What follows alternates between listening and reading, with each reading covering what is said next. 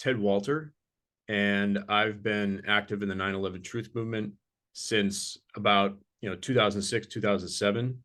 I done a variety of things over the years, but I really I guess most recently and most notably I was with Architects and Engineers for 9/11 Truth for 8 years. Um, I came to know Graeme MacQueen, I would say probably around like 2010 or 2011, and I was familiar with his research prior to that.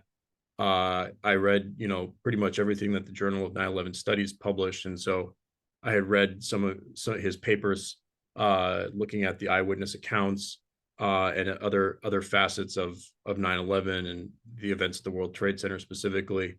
And had always admired his work and had seen him give presentations and admired his his way of thinking, his way of communicating.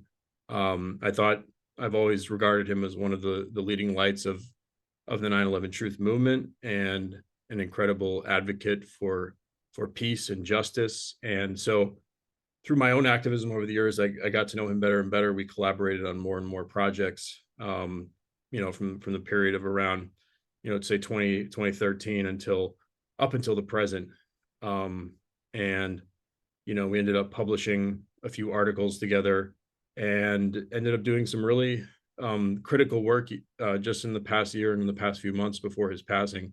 The most important and concrete work that Graeme and I did together was to study approximately 70 hours of continuous live news coverage from the day of 9/11 and looking at all of the major networks in the US and cable news channels and some of the local channels as well in New York, to see what reporters on the ground were saying about the destruction of the Twin Towers as they witnessed them, as they experienced them, and to see how prominent the perspective was on the day of 9/11 in those early minutes and hours, that the buildings had been brought down by controlled demolition, or that there was some sort of an explosion type of event involved in their destruction, versus the narrative that they had collapsed due to the airplane impacts and the fires. And the second part of that, and before I talk about the results, we also then wanted to understand how did that narrative change if the great majority of reporters on 9/11 at the scene were talking about explosions and essentially suspecting that the tower's been brought down with explosives. How did that narrative change so quickly? How was that information received by people in, news anchors, people in the studios, and how did the news networks handle that? And how was the alternative narrative that fires and airplanes had brought down the buildings? How did that supplant the narrative on the ground? And so, yeah, we it was painstaking, had to be very detailed, had to be very patient, watching all that news coverage, watching it a couple times, 2 or 3 times over, taking detailed notes. And we found something like 36 reporters on the ground reported explosions or an explosion, or described the towers blowing up, or talked about government agencies who at that time were suspecting that the towers had been blown up, who were investigating that angle. And so we carefully cataloged all of it, and yeah, we found about 36 reporters. There were specifically 21 of the 25 reporters who we found who described the destruction of the buildings. 21 of them described it as an explosive event or as an explosion accompanying the destruction, and only 4 of them described what might be interpreted as just the building collapsing due to fires or structural weakening, or even just not mentioning explosions. So somewhat of that is like 84% roughly of the reporters who witnessed it and described what they witnessed. That's what they talked about. The bigger number that I mentioned, the 36, is it was not only was it people who witnessed it, but then for several hours after, that was the narrative floating around among reporters on the scene. It wasn't just I saw it, it was an explosion. It was, oh, earlier the 2 towers, the explosions that brought the towers down. So it was really like, for several hours, that was like what pretty much almost all the reporters on the scene, as well as the first responders, if you go into those that aspect of the evidence. It's what everyone believed. So it was pretty important finding, and it built off the earlier work that Graeme had done, dating all the way back to 2006, of that there was, first looking at the oral histories of the FDNY firefighters and personnel, finding that about 118 out of 500 just volunteered, and as they were telling their stories of that day, that they witnessed an explosion or explosions when the towers were going down. So it was pretty important findings. And the second part of that analysis was, as I mentioned before, looking at how the narrative then shifted. What were the tactics that were employed to supplant the story that was coming from reporters on the ground?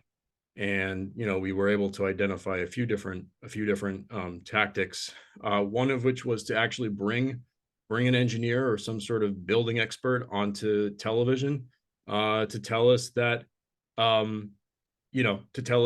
no, it was obviously the jet fuel, and it was incredibly hot and must have weakened or melted the steel, and so on and so forth. So that was one tactic. And then the other tactic was to just start beating the war on terror narrative from the very, very, less than a minute after the second plane hit the second tower. Fox News was talking about Osama bin Laden.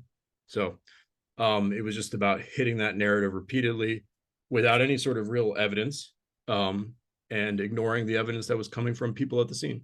Graeme was an incredibly encouraging, collaborative person. He kind of saw the best in everybody around him, and he was just able to bring it out, and really encourage others to follow their path and contribute everything they could. He did some really important work in his own right, but it's the sort of the team player that he is, the collaborator, just such a loving person. And for me personally, I felt that, I think I ended up doing and have done so much more in my activism around 9/11 because of Graeme, because Graeme encouraged me to keep going, and always had kind words to share when I was doing something. So I think that more than anything, his effect on everybody around him was so positive. I would just encourage people who, first of all, who aren't familiar with Graeme's work. Graeme MacQueen, he contributed some fundamental things to the body of research and knowledge about the events of 9/11, starting with his analysis of the eyewitness accounts. Also looking at, he contributed something fundamental on the physics side, which was to look at the downward motion of the North Tower as it came down, and to realize that it never slowed down as it was coming down. And if the top were actually crushing the structure below it, we should be able to see it slowing down.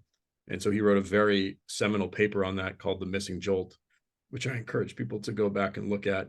And then his, incredibly exhaustive analysis of the anthrax attacks, and his linking of the anthrax attacks to the 9/11 attacks as parts of essentially the same operation by essentially the same cast of players. And so his book about the anthrax attacks is really essential reading for anyone who wants to understand that part of our history and to steer our world in a better direction.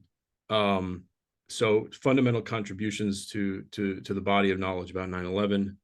And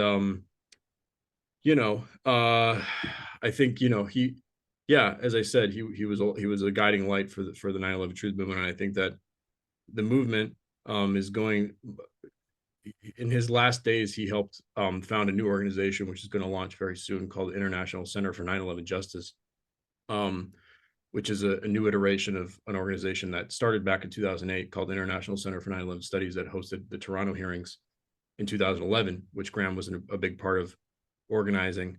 And so Graeme was instrumental in bringing together this new organization, International Center for 9/11 Justice, that others around him and myself feel is going to sort of be a leader in the next phase of the 9/11 research and 9/11 public education.